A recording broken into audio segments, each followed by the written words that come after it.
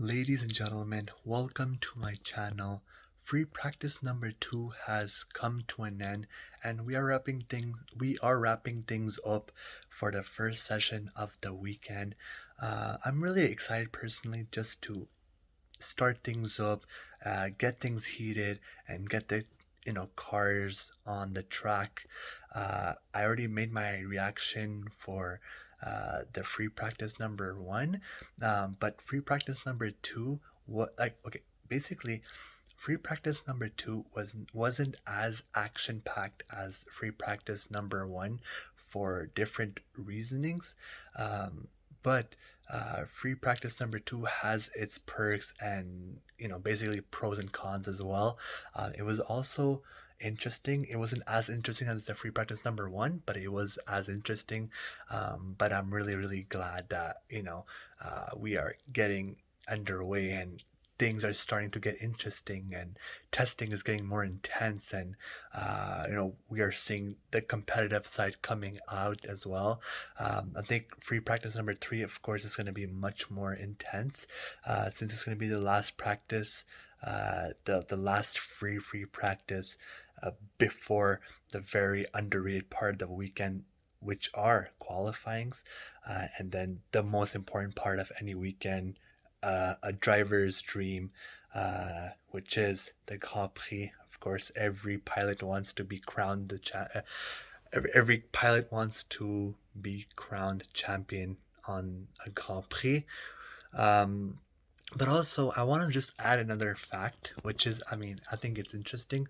For me personally, in my time zone, it has been this Australian Grand Prix. For me, it's a 4 day weekend, which is a little unusual because, usually for, I don't know how does it work for you guys, but for me here in Montreal, Canada, um, basically it's a 4 day. So for me right now, it is. Basically now it's Friday for me, but basically the today's session for me was basically officially Thursday. So Thursday for me, it's free practice number 1 and 2, and then Friday today. It will be free practice number 3 in the evening, and then Saturday qualifyings, and then Sunday the big race, of course, the Grand Prix. But usually, on a normal day, I have, I think on Friday. Oh wait, no, if I'm not wrong, I think, yeah, on Friday. Sorry. Um, it's free practice number 1 and 2, and then on Saturday, very early in the morning, is free practice number 3, and then I think around like 10 a.m. or 12 p.m. around this time, it's the qualifyings, and then Sunday, it's always the Grand Prix. So Grand Prix wise, it's not a big of a deal, but it's mostly like the free practices and the qualifyings, which may take a different timing, and depending on which city and which country the Grand Prix is being held in. So Australia, for me, definitely is very interesting, and it's much more like fun for me to watch because I'm able to watch like so many more action, and I'm able to watch like basically every single session from free practice number 1 to 3, and even qualifyings. I'll be able to watch it because it's such a at a suitable time for me personally, which usually I'm not able to watch because it's like so early in the morning. It's like 2 3 a.m. easily. So that's like interesting. So yeah, that was just like a little fact that I was really trying to share with you guys, and let me know basically what you guys, what's your time zones, and how usually the weekends are for you guys. But yeah, free practice number 2 was very tricky, in that sense. When I said in the beginning that it was uh, a little different from free practice number 1. Um, Free practice number 1, there wasn't any issues with the weather. It was much more about the track, which was tricky.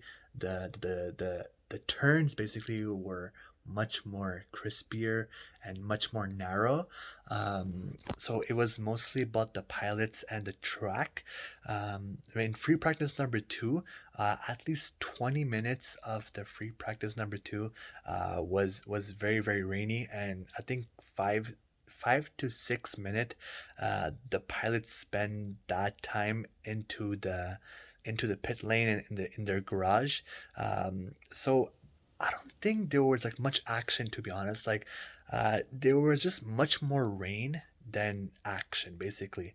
I think I would just give all the attribution to the rain. And but I think it's pretty obvious. I mean, I'm not really sure about the Australian weather, but I do have I think one cousin that lives there. I know it's not relevant, but I'm just saying, like, weather-wise, I'm pretty sure, like, all the teams know about the Australian weather. I mean, everything is looked at by specialists, and Australia is basically known for its rains as well. Basically, it's very, very similar. I don't know if I'm not. Hopefully, I'm not wrong, but I've heard that Australia has a very similar type of weathers to the UK. So rain can just come at any time, and it's just not, there is no assurity, and it's very very bipolar weather. It is expected, and Australia is just like that with the weathers. It could be sunny 1 hour ago, and it could be raining in the next hour or even 30 minutes, you know? So it will be interesting. And let's see, first of all, let's see how the pilots will take care of the track, and what type of strategies the teams will take on.